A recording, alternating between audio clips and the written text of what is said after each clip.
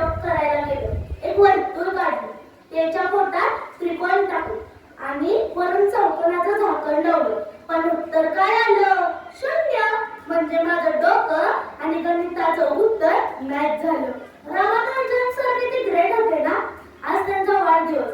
ते म्हणायचे की त्यांना देवी स्वप्नात येऊन गणित सांगायची आणि मला स्वप्नात एक्स आणि वाय दोघं मिळून काट्यांनी मारतात.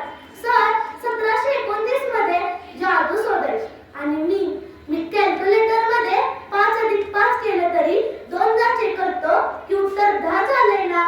कारण माझ्या स्वतःच्या बुद्धीपेक्षा चायनीज कॅल्क्युलेटरवर जास्त विश्वास आहे. आणि ते गणितातलं सर्वात भयानक भूत म्हणजे नळ आणि टाकी. एक नळ टाकी भरतोय, दुसरा रिकामा करतोय, तर मला सांगा तो दुसरा नळ चालू ठेवणारा माणूस कोण आहे? त्याला पकडून आणा आधी. पाण्याची टंचाई आहे ना. हे गणितवाले बादल्या बादल्या पाणी सांगतात आणि विचारतात काय टाकी कधी भरेल. अरे ती टाकी कधीच भरणार नाही, कारण त्याला खालचा नळ मीच फोडलाय. बरं, आता पुढचा प्रश्न. सिद्ध करा की. अरे मला स्वतःच अस्तित्व सिद्ध करायला जमत नाही आणि हे लोक मला 2 रेषा समांतर आहेत हे सिद्ध करायला लावतात. नको बाबा, गणिताचा नाद सोडला. आज गणित दिन आहे ना, म्हणून मी माझ्या गणिताच्या पुस्तकाला फुलांच्या ऐवजी लिंबू मिरचीच बांधणार आहे. म्हणजे त्याला माझीच नजर लागणार आहे. बापरे, तो बघा पायथागोरसचा आत्मा येतोय. पळा पळा.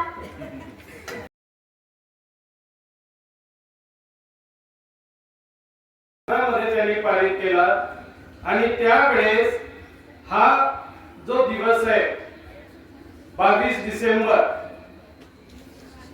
आपल्याला म्हणता येईल. आणि हा दिवस तेव्हापासून गणित दिवस म्हणून सुरुवात झाली. आता या गणित दिवसाचं महत्व काय आहे? रामानुजनच का, इतरही गणितज्ञ आहेत. मग विचार असं पुढे आलं की रामानुजननी जे संशोधन केलेले आहे, पाय असेल, कोन असेल, त्रिकोण असेल किंवा संख्या ज्ञानावर असेल, तर त्यांच्या संशोधनाला फार महत्व देण्यात आलं.